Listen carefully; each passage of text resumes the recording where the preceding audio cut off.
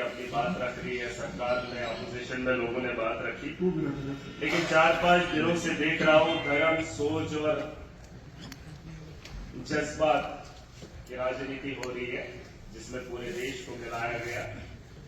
आज हम लोगों की बात करने आए और मोशन ऑफ थैंक्स पे अगर बात करना चाहूं, पहले तो कुछ अशार चाहता था कि गुनगुनाऊं, टाइम की कमी है, सीधा स्ट्रेट फुट पे आऊंगा। जिसका यकीन दिलाया है मशरिक से सूरज निकलता है, उसकी उम्मीद है, लेकिन ये अमावस की रात कितनी लंबी है, जम्मू कश्मीर की आवाम जानना चाहिए।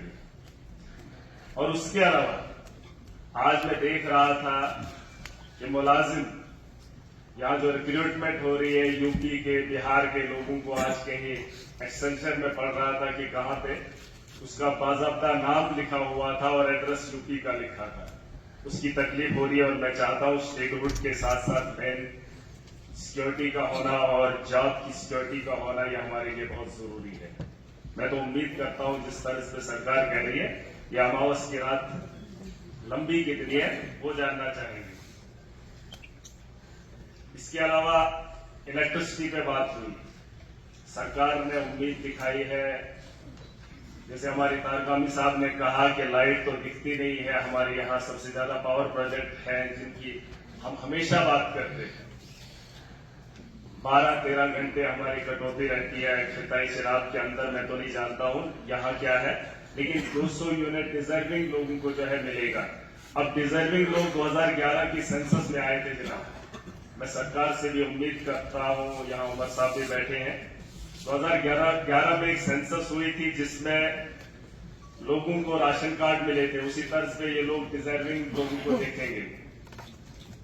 यहाँ बीजेपी के लोग 10 साल रहे लेकिन उन्होंने सेंसस नहीं करवाया, और बहुत सारे ऐसे लोग हैं जिनके पास अभी राशन कार्ड नहीं है, उन्होंने अपने बच्चों की शादी कर ली है।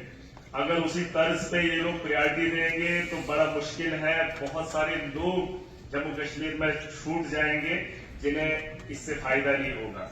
और मैं चाहता हूं कि अगर दिल्ली के तर्ज पर, हमने दिल्ली के अंदर, हमारी सरकार ने सब लोगों को बिजली वहां 200 यूनिट फ्री दी है, पंजाब के अंदर दी है ना, दिल्ली के अंदर अपनी बिजली है और शायद पंजाब के अंदर है, लेकिन वहां के लोगों को अगर ये चीज दी जा सकती है तो मैं चाहता हूं डिजर्विंग के अलावा इस पर भी बात हो कि सबको, जम्मू कश्मीर के लोग हक रखते हैं, ये हक भी ना छीना जाए। यहाँ की हमारी अपनी बिजली है, इस पे काम किया जाए और सबको जो है 200 यूनिट बिजली फ्री दी जाए, मैं उम्मीद करता हूं। और सर मैं अभी पिछले दिनों वार्ड 1 गया था, उमर साहब भी गए थे, मुझे एक हादसा पेश आया इलेक्ट्रिसिटी को लेकर, मैं बात करना चाहूंगा, जो एलजी के एड्रेस में भी आया। वहां पर मैंने देखा अपोजिशन के तो लोग नहीं है, अब तो मैं तो मना किया है, लेकिन सुनील शर्मा साहब जो अपोजिशन के लीडर्स हैं, उन लोगों ने कनेक्टिविटी बिजली की वार्ड 1 में नहीं है, शायद उमर साहब ने देखा होगा, लेकिन पोल और तार लगाए हैं भाजपा ने एलजी के दौर में। ये जो पीछे 5-10 साल निकले हैं उस दौर में वहां पर पोल और तार लगाए हैं, लेकिन कनेक्टिविटी नहीं दी है। 50-60 किलोमीटर कोई भी लाइन नहीं है, लेकिन उनके गांव में तार और पोल, मैं चाहता हूं उसकी इंक्वायरी हो कि वहां पर ये चीजें क्यों लगाई थी। मैं वार्ड 1 में जब गया था मैंने देखी थी, उन्होंने कहा लाइट तो हमने जिंदगी में नहीं देखी है, लेकिन पोल और तार यहां पर लगाए हैं। सर ये गवर्नमेंट को लूटा जा रहा है, लोगों को बेवकूफ बनाया जा रहा है। इस तर्ज पे अगर हमारे यहाँ पिछले 5 या 10 सालों में काम हुआ है, इसकी इंक्वायरी होनी चाहिए। उसके अलावा रोड्स को लेकर बात हुई है, एक उम्मीद की किरण दिख रही है, लोग इस पर चर्चा कर रहे हैं, होना भी चाहिए। हमारे यहाँ कई साल पहले हमारे रोड्स बने जिसमें हाईवेज है, लिंक रोड्स है, अगर आपकी नोटिस में नहीं होगा, लेकिन मैं सरकार को बताना चाहूंगा, हमारे यहाँ कई सालों से लोगों को कंपनसेशन नहीं मिला, और जब से ये भाजपा के पुराने दौर के अंदर शायद आपकी सरकार में भी वो चीजें होंगी, आज तक उन लोगों को मुआवजा नहीं मिला है। रोड्स की जरूरत हर जगह है, लेकिन मैं चाहता हूं कि उस रोड के कंपनसेशन के बारे में भी सोचा जाए। खाली रोड्स किस तर्ज पे आप लेंगे, किस जमीनों के बगैर, या जिन लोगों के पास जितनी जमीन है उसे उजाड़ कर आप उस गांव को अगर राहत देना चाहेंगे तो ये गलत तरीका रहेगा। मैं चाहता हूं इस पर थोड़ा सा ध्यान दिया जाए।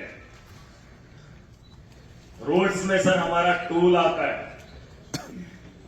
टोल आप देखेंगे 80 रुपया पहले वहां पे नाशरी में टनल पे चलाया जाता था। हाईवे तो इन्होंने बना लिया, ये माफिया। नहीं सर, मैं डिस्कस कर रहा हूँ मुद्दे की बात, लेकिन हाँ, मैं बहस नहीं कर रहा हूँ, मैं बहस में नहीं जा रहा, मैं किसी के साथ नहीं, मैं मुद्दे की बात छेड़ रहा हूँ और आप इस पर ध्यान दीजिए। इन्होंने टोल लाया 80 से बढ़ाकर 180 नाशरी का, पिछले साल 80 था, आज 180 कर दिया।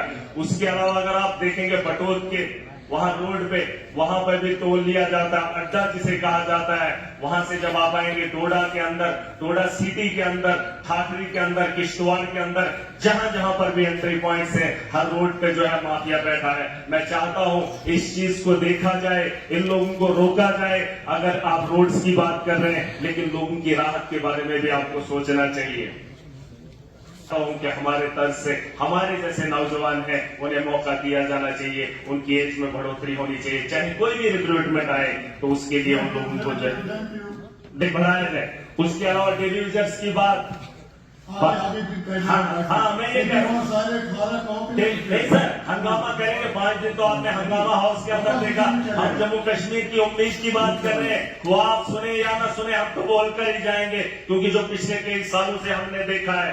डेली यूजर्स की बात हो रही है, कई सालों से 30-20 साल उन लोगों ने दिए, लेकिन क्या मिला उनको? वो लोग खत्म भी हो जाएंगे, रिटायर भी होंगे, लेकिन उनकी सुनवाई नहीं हुई। जिसमें पीडीडी, पीएचई, फॉरेस्ट एनवाई के रेबल खेल और नहीं सर, अभी नहीं, इतने दिनों के, और ये जम्मू कश्मीर की आवाम के साथ जुड़े हुए मसले हैं। नहीं सर, मैं खत्म कर रहा हूँ, 2 मिनट दीजिए, मैंने तो तभी कुछ कहा है। बोल दे रहा सर मैं वही कह रहा हूँ।